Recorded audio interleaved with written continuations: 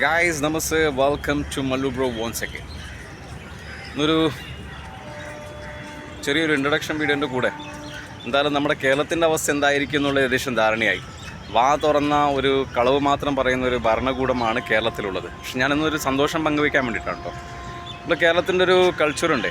കേരളത്തിൻ്റെ ഒരു കൾച്ചർ എന്ന് വെച്ചാൽ നിരന്തരമായിട്ട് BJP വിരോധം മാത്രം വെച്ച് പുലർത്തുന്ന നമ്മളൊക്കെ BJPയോടുള്ള വ്യക്തിഹത്യ കൊണ്ടല്ല, അവരോട് താല്പര്യമില്ലായ്മ കൊണ്ടല്ല, പക്ഷേ അവർ ഐഡിയോളജിയിലുള്ള ചെറിയ കാര്യങ്ങൾ കൊണ്ടാണ് പൊതുവെ മലയാളീസ് അതിനോട് എതിർപ്പ് പ്രകടിപ്പിക്കുന്നത്. പക്ഷേ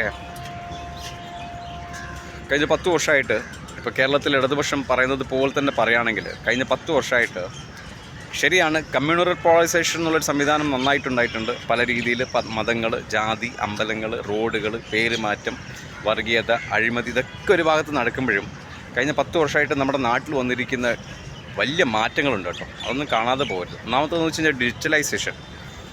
UP പോലത്തുള്ളൊരു ഡിജിറ്റലൈസേഷൻ ഇപ്പോൾ മൻമോഹൻ സിംഗ് കൊണ്ടുപോകണമെന്നാണെന്നൊക്കെ പറയും. പക്ഷേ എന്നിരുന്നാലും അതിൻ്റെയൊക്കെ ഒരു അഡ്വാൻറ്റേജ് ഇന്ത്യയിലെ ഇ-കോമേഴ്സ് മാർക്കറ്റിൽ വരുത്തിയിരിക്കുന്നതെന്ന് വെച്ച് കഴിഞ്ഞാൽ വലിയൊരു അഡ്വാൻറ്റേജാണ്.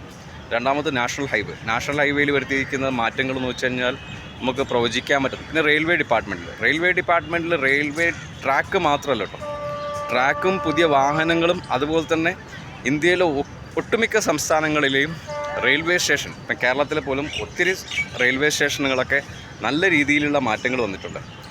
ഇപ്പോൾ നമ്മളെപ്പോഴും പ്രൈവറ്റൈസേഷന് എതിർപ്പ് നിൽക്കുമ്പോൾ പോലും ചില പ്രൈവറ്റൈസേഷൻ ജനങ്ങൾക്കും കൂടെ ഗുണമുള്ള കാര്യങ്ങളായിട്ട് മാറുന്നുണ്ടെന്നുള്ള കാര്യം കൂടെ ഓർക്കുക. പിന്നെ പൊതുവേ നമ്മളെല്ലാവർക്കും ഒരു താല്പര്യം എന്ന് വെച്ച് കഴിഞ്ഞാൽ BJPനെ ചീത്ത വിളിക്കുക. BJP എന്നുള്ള പാർട്ടിയെ നമ്മളിപ്പം അംഗീകരിക്കുന്നില്ലെങ്കിലും ഇന്ത്യൻ ഭരണകൂടത്തെ നമ്മൾ എന്തായാലും അംഗീകരിച്ചേ പറ്റുള്ളൂ. കാരണം നമ്മളൊരു ഇന്ത്യക്കാരനാണ്, നമ്മുടെ പ്രധാനമന്ത്രിയാണ്.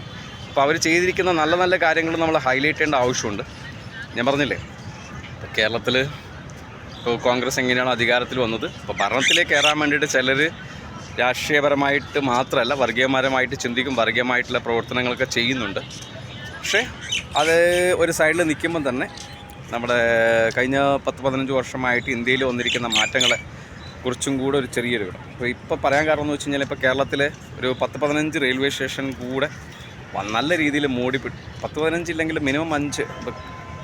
ഓൾറെഡി പാലക്കാട് ഡൺ, കണ്ണൂർ നടന്നുകൊണ്ടിരിക്കുന്നു, കാസർഗോഡ് നടന്നുകൊണ്ടിരിക്കുന്നു, തൃശ്ശൂർ, കൊച്ചിൻ, എറണാകുളം, കൊല്ലം, അതുപോലെ തന്നെ ഇങ്ങനെ എന്താ പറയുക പരമേശ്വരം ആണെങ്കിൽ ഷൊർണൂർ, ഫറൂഖ്, 10-15 റെയിൽവേ സ്റ്റേഷൻ തന്നെ ആയിരിക്കും നല്ല രീതിയിൽ മോടി പിടിപ്പിച്ചിട്ട് നല്ല എയർപോർട്ട് മാതൃകയിൽ വൃത്തിയായിട്ട് നല്ല രീതിയിൽ, അതുപോലെ തന്നെ കുറച്ച് സമയത്ത് വെയിറ്റിംഗ് റൂമും AC-യും സൗകര്യങ്ങളൊക്കെ ആയിട്ട് നല്ല രീതിയിൽ മുന്നോട്ട് പോകുന്നു.